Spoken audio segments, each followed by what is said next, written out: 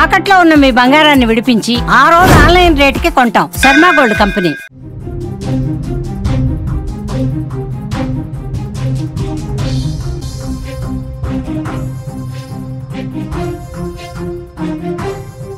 దేశవ్యాప్తంగా సంచలనం సృష్టించిన ధర్మస్థల కేసుకు సంబంధించి గంటకో ట్విస్ట్ బయటకు వస్తోంది.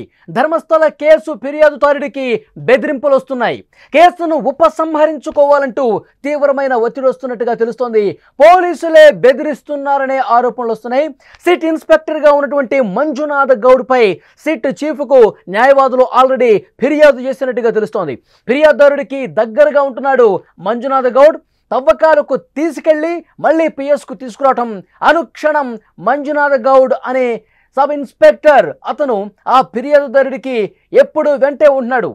బెల్తగుడి అక్కడ పోలీస్ స్టేషన్లో ఈ ఫిర్యాదుదారుణ్ణి బెదిరించినట్టుగా ఆరోపణలు వస్తున్నాయి. ధర్మస్థల కేసులో మరొక హైడ్రామాగా దీన్ని చెప్పాల్సినటువంటి అవసరం ఉంది. ఫిర్యాదుదారుణ్ణి పోలీసులు బెదిరిస్తున్నట్టుగా సమాచారం వస్తోంది. సిట్ టీంలో ఉన్న పోలీస్ ఇన్స్పెక్టర్ మంజునాథ్ గౌడ్ సాక్షిని ఆగస్టు 1వ తారీఖు నుంచి బెదిరిస్తూనే ఉన్నాడని ఆరోపణలు వస్తున్నాయి. కేసును ఉపసంహరించుకోవాలంటే లేకపోతే గనక నీకు చావే గతి అంటూ దారుణంగా ఫిర్యాదుదారుణ్ణి బెదిరించినట్టుగా ఇన్ఫర్మేషన్ వస్తోంది. ఈ మేరకు సిట్ చీఫ్కు న్యాయవాదుల బృందం కంప్లైంట్ కూడా చేశారు. సిట్ టీం నుంచి అతన్ని తప్పించాలి, లేకపోతే పరిస్థితులు చేయదాటిపోతే ఫిర్యాదుదారుడు ఆ బెదిరింపులకు లొంగిపోతే మళ్ళీ కథ మొదటికొచ్చే ప్రమాదం ఉందని చెప్పి న్యాయవాదులు కంప్లైంట్ చేసిన పరిస్థితుంది. తవ్వకాలు జరుగుతున్నటువంటి టైంలో ఈ విధంగా జరగటం అనేది ఆలోచించాల్సినటువంటి విషయం. దీని మీద ఇన్వెస్టిగేట్ చేయాల్సినటువంటి అవసరం ఉందని చెప్పి చెప్తా ఉన్నారు. ఇదే విషయానికి సంబంధించి అక్కడ లేటెస్ట్గా ఎలాంటి డెవలప్మెంట్స్ ఉన్నాయి, అక్కడ తవ్వకాలు జరుగుతున్నటువంటి నేత్రావతి నది ఒడ్డు నుంచి మా ప్రతినిధి విజయ్ లైవ్లో సమాచారం అందించడానికి సిద్ధంగా ఉన్నారు. విజయ్, ఏంటి తాజా పరిస్థితి? ఎస్ఐ మంజునాథ్ గౌడ్ నుంచి గంట క్రితం నుంచే తీవ్రమైనటువంటి ఆరోపణలు వస్తున్నాయి. ప్రతి విషయంలో కూడా అతని పేరు బయటకు వస్తూ ఉంది. ఎలాంటి ఆయన బెదిరించడం జరిగింది, అక్కడ న్యాయవాదులు ఏం చెప్తా ఉన్నారు, సిట్ అధికారులు ఈ విషయం మీద మంజునాథ్ గౌడ్కు సంబంధించిన విషయం మీద ఏమన్నా రెస్పాండ్ అవుతూ ఉన్నారా? వాళ్ళని ప్రస్తుతం ఇక్కడ ఉన్నటువంటి లేటెస్ట్ సిచ్యువేషన్ మీకు లైవ్ లో చూపించే ప్రయత్నం చేస్తాను. ఆ తర్వాత మేజర్ డెవలప్మెంట్ గురించి మీకు డీటెయిల్ గా ఎక్స్ప్లెయిన్ చేసే ప్రయత్నం చేస్తాను. ప్రజెంట్ అయితే 9వ స్పాట్ దగ్గర తవ్వకాలు జరుగుతున్నాయి. కొద్దిసేపటి కిందటే నేరుగా లోపలికి జేసీబీ వెళ్ళడం జరిగింది. సో మీడియాని అక్కడి నుంచి కొంత దూరంగా పోలీసులందరూ కూడా పంపించేశారు. సో మీడియా అంతా కూడా ఇటువైపుగా అక్కడ లోపలికి జేసీబీ లోపలికి వెళ్తున్నటువంటి దృశ్యాలని కవరేజ్ చేస్తుంది. సో ఎక్కడంతా రోడ్ అంతా కూడా బ్లాక్ అయినటువంటి సిచ్యువేషన్ అయితే ప్రజెంట్ కనిపిస్తుంది. సో జేసీబీ లోపలికి వెళ్ళింది.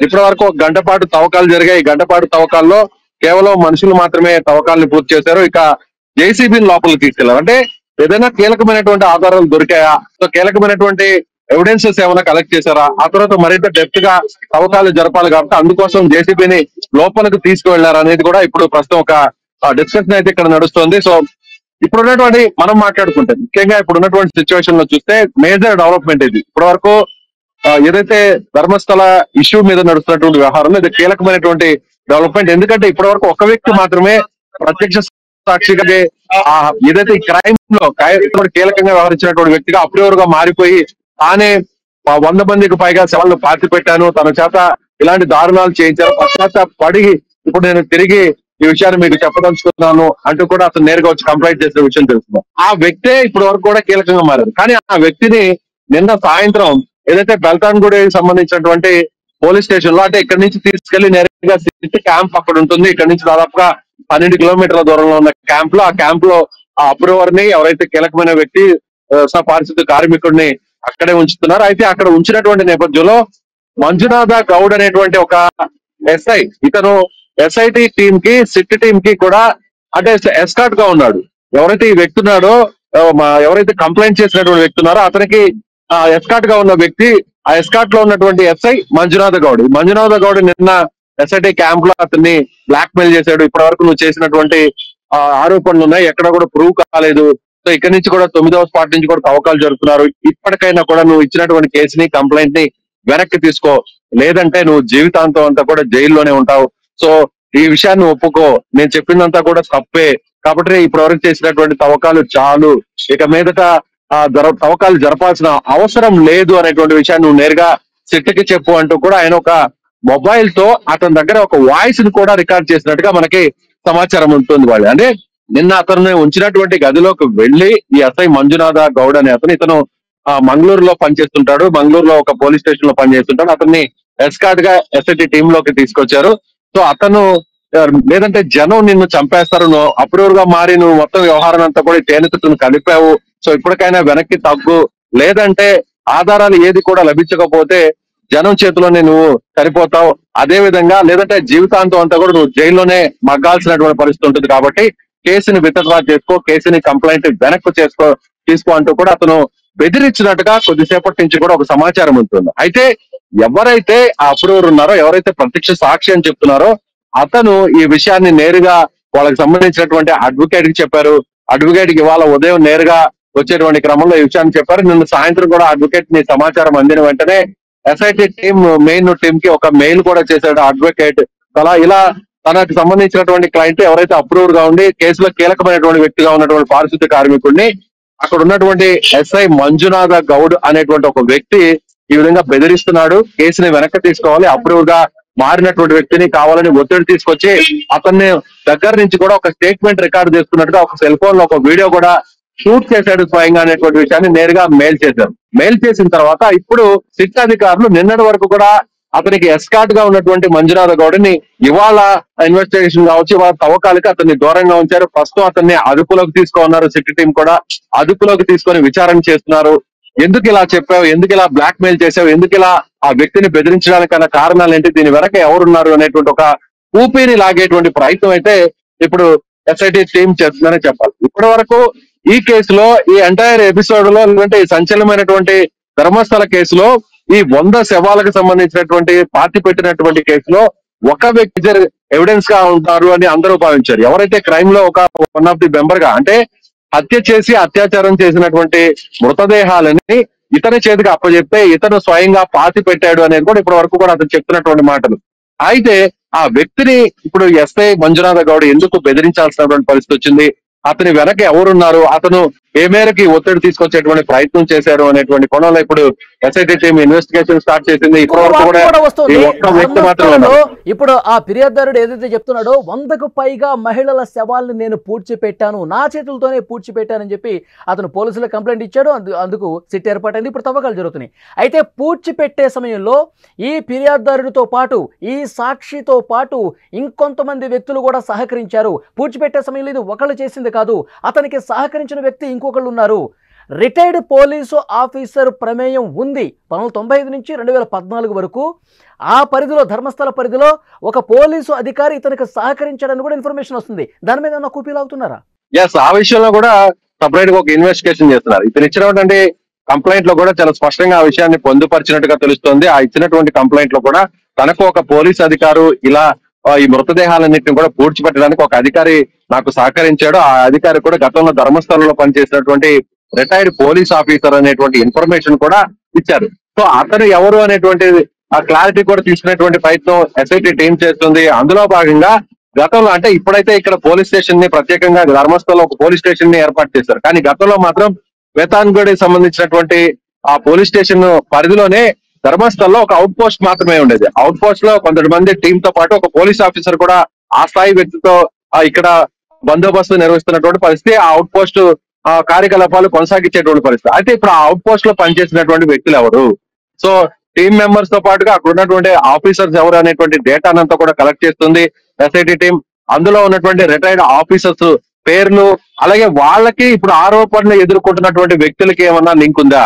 సో ఇప్పుడు ప్రస్తుతం అంతా కూడా ఇతనికి ఎవరైతే ఇప్పుడు కంప్లైంట్ చేశాడో, కంప్లైంట్ చేసినటువంటి వ్యక్తి ఎవరైతే ఉన్నారో అతనికి ఈ ఆఫీసర్ కు ఉన్నటువంటి ఆ సంబంధాలు ఏంటి అనేటువంటి ఆ డేటాను కూడా ఒకసారి తీసేటువంటి ప్రయత్నం చేస్తున్నారు. ఇప్పుడు మొత్తం రికార్డ్స్ అంతా కూడా వెరిఫై చేస్తున్నటువంటి పరిస్థితి. ఈ రోజు డెవలప్మెంట్ మళ్ళీ ఒకటి, నిన్న సాయంత్రం ఎస్ఐటి టీం క్యాంప్ ఉన్నటువంటి ఆ క్యాంప్ లో నిన్నటి నుంచి ఇక్కడికి తీసుకెళ్లినటువంటి ఎవరైతే అప్రూవర్ ఉన్నారో అతన్ని నేరుగా మాట్లాడించడం జరిగింది. ఒక ఎస్ఐ, అక్కడ ఎస్కార్ట్ గా ఉన్నటువంటి ఒక ఎస్ఐ అతన్ని బెదిరించాడు, కేసు వాపస్ తీసుకోవాలి అంటూ కూడా అతని మీద ఒత్తిడి తీసుకొచ్చి అతను వాయిస్ ను కూడా ఒక మొబైల్ లో రికార్డ్ చేసాడు అనేటువంటి ఒక ఇన్ఫర్మేషన్. ఆ విషయాన్ని ఎవరైతే అప్రూవర్, ఎవరైతే ఈ క్రైమ్ లో పార్టిసిపేట్ అంటే క్రైమ్ లో నేరుగా పార్టిసిపేట్ చేయకపోయినా కూడా ఆ డెడ్ బాడీస్ ని పాతి పెట్టినటువంటి వ్యక్తిగా చెప్తున్నటువంటి విషయాన్ని, అసలు ఈ విషయాన్ని అంతా కూడా తెరలేపినటువంటి వ్యక్తే ఆ వ్యక్తికి సంబంధించినటువంటి అడ్వకేట్ నేరుగా ఎస్ఐటి టీం కి మెయిల్ చేశారు. సో ఆ ఎస్ఐ మంజునాథ గౌడ్ని కూడా అదుపులోకి తీసుకుని ఎస్ఐటి టీం ఇప్పుడు విచారణ చేస్తుంది. మరొక డెవలప్మెంట్ ఏంటంటే ఇతరుతో పాటు మరొక వ్యక్తి కూడా పాతి పెట్టినట్టు సహకరించాడు. మరొక వ్యక్తి నాకు సహకరించాడు. ఆ వ్యక్తి ఎవరో కాదు, గతంలో ఉన్నటువంటి రిటైర్డ్ పోలీస్ ఆఫీసర్సే. అందులో రిటైర్డ్ పోలీస్ ఆఫీసరే. ఆ పోలీసులు నిలిచినటువంటి ప్రాంతం వెనక జేసీబీ ఉంది. ఆ జేసీబీ ప్రస్తుతం తవ్వకాలు జరుగుతుంది. సరిగ్గా మధ్యాహ్నం 12 గంటల నుంచి తవ్వకాలు ప్రారంభమై 9వ నెంబర్ స్పాట్ లో తవ్వకాలు అయితే ప్రారంభమైనట్టుగా తెలుస్తుంది. సో ఇప్పటి వరకు అయితే లోపల ఏదైనా ఎవిడెన్సెస్ దొరికాయనేటువంటి సమాచారం అయితే ప్రస్తుతానికి రాలేదు. లోపలికి వెళ్ళినటువంటి అధికారులు కానీ ఫోరెన్సిక్ డిపార్ట్మెంట్ కానీ ఎవరు కూడా ఇప్పటి వరకు అయితే బయటకు రాలేదు. పూర్తి స్థాయిలో తవ్వకాలు జరుగుతున్నారు కాబట్టి మరో కొద్దిసేపట్లోనే 9వ నెంబర్ స్పాట్ కి సంబంధించినటువంటి అప్డేట్ కూడా బయటకు వచ్చేటువంటి అవకాశం ఉంది. వాలి 9వ నెంబర్ స్పాట్ లో ప్రస్తుతం తవ్వకాలు జరుగుతున్నాయి. చాలా క్లియర్ గా మరి ఒక గంటలో ఇన్ఫర్మేషన్ వచ్చే అవకాశం కనిపిస్తుంది. 9వ నెంబర్ స్పాట్ లోనే చాలా కీలకమైనటువంటి ఆధారాలు, మానవుల అస్థి పంజరాలకు సంబంధించిన అవశేషాలు బయట పడవచ్చు అని చెప్పి అతను చెప్తా ఉన్నాడు. 9వ నెంబర్ స్పాట్ను అత్యంత కీలకమైనటువంటి స్పాట్గా అతను చెప్తున్నటువంటి పరిస్థితి కనిపిస్తుంది. ఎస్ విజయ్, నా వాయిస్ ఇప్పుడు క్లియర్గా వినిపిస్తుందా మీకు? విజయ్, జూలై 3వ తారీఖు అతను కంప్లైంట్ చేశాడు. నా చేతులతోనే కొన్ని శవాలని ఇక్కడ పాతి పెట్టానని. అప్పటి నుంచి అతనికి బెదిరింపులు రాలేదు. ఈరోజు ఆగస్టు 2వ తారీఖు ఇప్పుడు బెదిరింపులు రావటం అంటే దాదాపు నెల రోజులు కావస్తుంది అతను కంప్లైంట్ ఇచ్చి. కానీ ఇప్పుడు రావటం వెనక ఏ విధంగా చూడాలి? 9వ నెంబర్ అత్యంత కీలకం అని చెప్తున్నారు కాబట్టే ఇప్పుడు బెదిరింపులు వచ్చినాయని భావించాలా? ఇప్పుడు ఇన్ని రోజులుగా సరిగ్గా జూలై 3వ తారీఖున వ్యక్తి కంప్లైంట్ చేశాడు. ఇప్పుడు ప్రజెంట్ డేట్ ఆగస్టు 2, అంటే నెల రోజులు పూర్తవుతుంది. నెల రోజుల తర్వాత అతని మీద ఎందుకు బెదిరింపులు వస్తున్నాయి అంటే ఇప్పుడు జరుగుతున్నటువంటి తవ్వకాలు చాలా కీలకం. ఇప్పటి వరకు జరిగినటువంటి తవ్వకాలన్నీ కూడా ఆ స్పాట్స్ అన్ని కూడా నది ఒడ్డున ఉన్నటువంటి స్పాట్స్. సో ఇవి అక్కడ మృతదేహాలు ఏవి కూడా లభించలేదు. అందులో కూడా 20 ఏళ్లకు ముందు జరిగినటువంటి సంఘటనలే, ఆ 20 ఏళ్లకు ముందు పాతి పెట్టినటువంటి మృతదేహాలన్నీ కూడా అక్కడ ఉన్నాయి. అంటే ఈ ప్రాంతం నుంచి నదిలో ఎగువ ప్రాంతం నుంచి పరివాహక ప్రాంతం నుంచి ఒక్క వర్షాకాలం సమయంలో పెద్ద ఎత్తున వరద ఉధృతి వస్తుంది. అలాంటి సమయంలో నదికి ఒడ్డు ఉన్నటువంటి ఆ భాగం అంతా కూడా, ఆ భూభాగం అంతా కూడా కోతకు గురై దాదాపుగా 10 అడుగుల వరకు కూడా కొట్టుకుపోయేటువంటి అవకాశం ఉంటుంది. అలా పాతి పెట్టినటువంటి మృతదేహాలు ఏమైనా కొట్టుకుపోయి ఉండొచ్చు. కానీ ఒక స్పాట్ లో మాత్రం నదికి కొంత దూరంలో ఒడ్డున కూడా కొంత దూరంలో ఉన్నటువంటి 6వ నెంబర్ స్పాట్ లో మాత్రం కొన్ని ఎవిడెన్సెస్ ని కలెక్ట్ చేశారు. అందులో కొన్ని అస్థిపంజరాలు దొరికాయి. కాబట్టి ఇవన్నీ కూడా నదీ పరివాహక ప్రాంతంలో ఉండడం వల్ల, నది ఒడ్డున ఉండడం వల్ల ఆ వరద వల్ల కొట్టుకుపోయి ఉండొచ్చు. కానీ ఇవాళ జరుపుతున్నటువంటి ఈ తవ్వకాలు, ఇది స్పాట్ నెంబర్ 9. స్పాట్ నెంబర్ 9 మాత్రం అందుకు భిన్నంగా ఉంటుంది. మీరు ఒకసారి విజువల్ లో కూడా మీరు లైవ్ లో గమనిస్తే ఇది రోడ్డుకు పక్కన మాత్రమే ఈ స్పాట్ ఉంటుంది. సో ఎక్కడ కూడా ఇది నదికి సంబంధించినటువంటి ఆ ప్రాంతంలో లేదు. చాలా స్పష్టంగా ప్రధాన రహదారికి పక్కనే ఉంటుంది. ప్రస్తుతం మీరు చూస్తున్నటువంటి ఈ రోడ్డు అంతా కూడా మంగళూరు నుంచి ధర్మస్థలకు వెళ్తున్నటువంటి ప్రధాన రహదారి. ఇక్కడి నుంచి ధర్మస్థల ఆలయం కేవలం 2 కిలోమీటర్లు మాత్రమే దూరం. కాబట్టి ఇక్కడ ఎక్కడా కూడా ఎలాంటి ఏదైనా ప్రకృతి వైపరీత్యాలు వచ్చినా కూడా, లేదంటే భారీ వర్షాలు కురిసినా, వరదలు వచ్చినా కూడా ఇక్కడ ఉన్నటువంటి భూభాగానికి ఎలాంటి ఇబ్బంది లేదు. ఒకవేళ అతను చెప్పినట్టుగా నిజంగానే డెడ్ బాడీస్ ని ఇక్కడ కానీ బరియల్ చేసి ఉంటే, ఇక్కడే కానీ ఖననం చేసి ఇక్కడే కానీ పాతి పెట్టి ఉంటే మాత్రం ఖచ్చితంగా వాటి ఆనవాళ్లకు మాత్రం బయటపడే అవకాశం ఉంది. అదే విధంగా ఎవరు కూడా సంచరించేటువంటి అవకాశం లేదు. చాలా స్పష్టంగా దట్టంగా అడవులన్నీ కూడా ఉన్నాయి కాబట్టి ఎవరు కూడా లోపలికి వెళ్ళేటువంటి అవకాశం లేదు. కాబట్టి అతను చెప్పినట్టుగా నిజంగానే ఒకవేళ అదే జరిగి ఉంటే, సో 100ల సంఖ్యలో 100కు పైగా మృతదేహాలను పాతి పెట్టి ఉంటే, ఆ పాతి పెట్టినటువంటి మృతదేహాలని కూడా ఎక్కువ సంఖ్యలో ఇక్కడే ఉన్నాయనేటువంటి విషయాన్ని కూడా అతను చెప్పడం జరిగింది. కాబట్టి ఇవాళ దొరికేటువంటి ఎవిడెన్సెస్ బట్టే ఈ కేసు అంతా కూడా పూర్తి స్థాయిలో టర్న్ అయ్యే అవకాశం ఉంది. సో ఈ తవ్వకాలని జరపకుండా ఉండడం కోసమే అతన్ని అప్రూవర్ గా ఎవరైతే క్రైమ్ లో కీలకంగా ఉన్నటువంటి వ్యక్తిగా భావిస్తున్నటువంటి శానిటేషన్ ఎంప్లాయ్ ఉన్నారో అతని మీద ఒత్తిడి తీసుకొచ్చారు అనేది కూడా ఇప్పుడు చాలా స్పష్టంగా అర్థమవుతుంది. కానీ అతనికి సంబంధించినటువంటి అడ్వకేట్ కు ఆ విషయాలు చెప్పడంతో అడ్వకేట్ నేరుగా ఎస్ఐటి టీం కు ఒక మెయిల్ కూడా చేసినటువంటి పరిస్థితి చాలా స్పష్టంగా కనిపిస్తుంది. కాబట్టి ఇవాళ జరిగేటువంటి ఆ తవ్వకాలు చాలా కీలకంగా మారబోతున్నాయి. మరికొన్ని నిమిషాల్లోనే ఆ తవ్వకాలకు సంబంధించినటువంటి అప్డేట్, అంటే ఎవరు ఏ అధికారి కూడా బయటకు రాలేదు. సో బయటకు వచ్చిన తర్వాత ఏదైనా అస్థి పంజరాలు కానీ ఏదైనా ఎముకలు లాంటివి దొరికాయనేది కూడా మనకి సమాచారం బయటకు వచ్చేటువంటి అవకాశం ఉంది వాళ్ళు. ఇన్ఫర్మేషన్ కోసం మళ్ళొక్కసారి మరికొద్దిసేపట్లోనే మిమ్మల్ని కాంటాక్ట్ అయ్యే ప్రయత్నం చేస్తాం. అది ధర్మస్థల నుంచి ప్రత్యక్ష ప్రసారం మీరు చూశారు. మా ప్రతినిధి విజయ్ అక్కడ పిన్ టు పిన్ ఇన్ఫర్మేషన్ మనకు అందించడం జరిగింది. ఇవాళ కీలకమైనటువంటి 2 డెవలప్మెంట్స్ మనకి చాలా స్పష్టంగా కనిపించాయి. ఒకటి, మంజునాథ్ గౌడ్, ఆ ఇన్స్పెక్టర్ ఎవరైతే ఆ ఫిర్యాదుదారుని సాక్షిని బెదిరించారో అతన్ని ఈ రోజు ధర్మస్థల తవ్వకాల దగ్గరికి తీసుకురాలేదు. అతను అదుపులోకి తీసుకున్నారు. ఎందుకు బెదిరించాల్సిన అవసరం వచ్చింది, నీ వెనకాల ఎవరున్నారు, ఎవరు బెదిరించమన్నారు అతన్ని అని చెప్పి చాలా క్లియర్గా ఇన్వెస్టిగేట్ చేస్తా ఉన్నారు. మంజునాథ గౌడ్ వెనక ఎవరున్నారో కూపీలు అవుతున్నటువంటి పరిస్థితి కనిపిస్తుంది. ఆ యాంగిల్లో దర్యాప్తు జరుగుతుంది.